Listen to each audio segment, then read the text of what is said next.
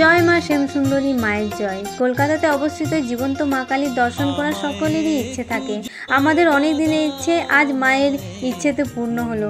তো মা আশীর্বাদ করো, আমাদের সাথে থাকো। আর তোমাদেরও বলে রাখি, আজকের ব্লগটা করার এটাই মেন উদ্দেশ্য, একটা গুরুত্বপূর্ণ আপডেট দেওয়ার জন্য। মার মন্দির কি এইখানে যাদবপুরে থাকবে না নতুন করে আবার স্থান চেঞ্জ হবে, সেই সংক্রান্ত একটা গুরুত্বপূর্ণ আপডেট নিয়ে চলে এসেছি। মায়ের মন্দির কখন খোলা থাকে, কটা থেকে কটা অবধি, কোন জায়গাতে গেলে মায়ের দর্শন খুব সহজে করা যায়, সেই সংক্রান্ত ব্লগটা তো তোমরা একটু মন দিয়ে দেখো প্লিজ। মাঝে দেখা ছেড়ে দিলে কিন্তু আমার কথাগুলো গুলিয়ে যাবে। তো এই যে যাদবপুর স্টেশনে নেমে রাস্তা উঠে ওপরে গিয়ে টোটো ধরলে বাসও পাবে, 10-15 টাকা করে ভাড়া লাগে। গিয়ে পর মুকুন্দপুর এরিয়াতে গিয়ে যে অ্যাপার্টমেন্টগুলো আছে, অভিদীপ্তা অ্যাপার্টমেন্ট, তো সেইখানে গেট 1-এর অপোজিটে একটা ইনস্টিটিউটে গলিতে যেতে হবে। তো গল্প করতে করতে পৌঁছে গেছি। আর এই যে এটা সেই বড় এরিয়া জুড়ে অ্যাপার্টমেন্টগুলো। তো গেট 1-এর অপোজিটে institute of management study IMS একটা গলি আছে।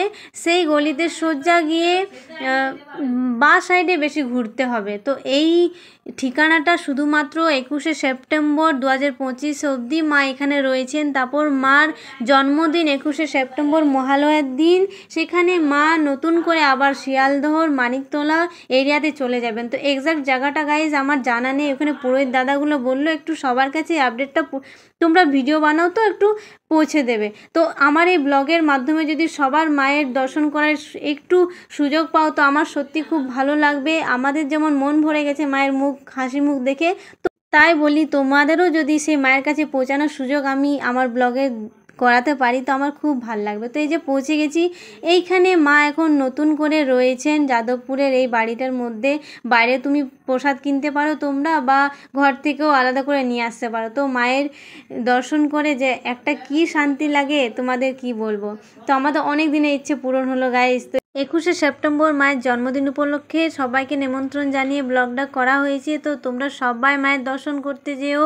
আর লোকেশনের জন্য চিন্তা করার কোনো দরকার নেই, একবার ইচ্ছে বানাও, মা নিজের ভক্তদের ঠিক নিজের কাছে লোকেশনে পৌঁছে দেবে। তো এই যে মন্দিরের ভেতর ঢুকে গেছি, এখানে বাইরে নৃসিংহদেবের মূর্তি স্থাপন করা আছে, মহাদেবের শিবলিঙ্গ স্থাপন করা আছে। তারপর পুজোর পরে প্রসাদের ব্যবস্থা, সেই প্রসাদের কি স্বাদ তোমাদের কি বলি। যেমন মায়ের মিষ্টি মুখের হাসি, সেরকম প্রসাদের মিষ্টি স্বাদ।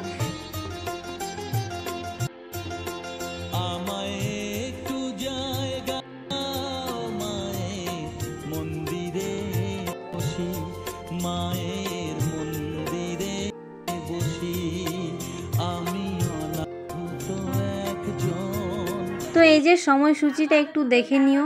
আর আমরা পুজো হয়ে যাওয়ার পর এখান থেকে প্রসাদ আর ফুল দিয়ে দিল, সেই ফুল প্রসাদটা আমরা নিয়ে নিলাম। তারপর এই যে প্রসাদের লাইন করে প্রসাদটা খেয়ে নিলাম। এখানে প্রসাদ তোমার মনের মতো ইচ্ছে মতো তুমি যতটুকু খাবে, এখানে কোনো বাধা নেই। তো খেয়ে নিলাম গাইস। তারপর আমাদের পুজো হয়ে যাওয়ার পর আমরা এখান থেকে চলে গেলাম। তো আরও বলে রাখি, আমরা কলকাতাতে ঘুরতে এসেছি, কাকুরগাছি মনসা মন্দিরও গিয়েছি। সেই সংক্রান্ত আমাদের চ্যানেলে ব্লগ পোস্ট আছে, মায়ের সে অসাধারণ দৃশ্য। তো একটু চোখ রাখো আর প্লিজ একটু সাবস্ক্রাইব করে দিও। ভালো লাগলে লাইক কমেন্ট আর শেয়ার করে দিও। ভিডিওটা যত তাড়াতাড়ি সবার কাছে পৌঁছাবে খুব ভালো লাগবে আমার। আর প্রথমে ক্ষমা চাইছি, আমি যদি ব্লগে কিছু ভুল ডিটেলস দিয়ে ফেলেছি তো ক্ষমা করে দিও।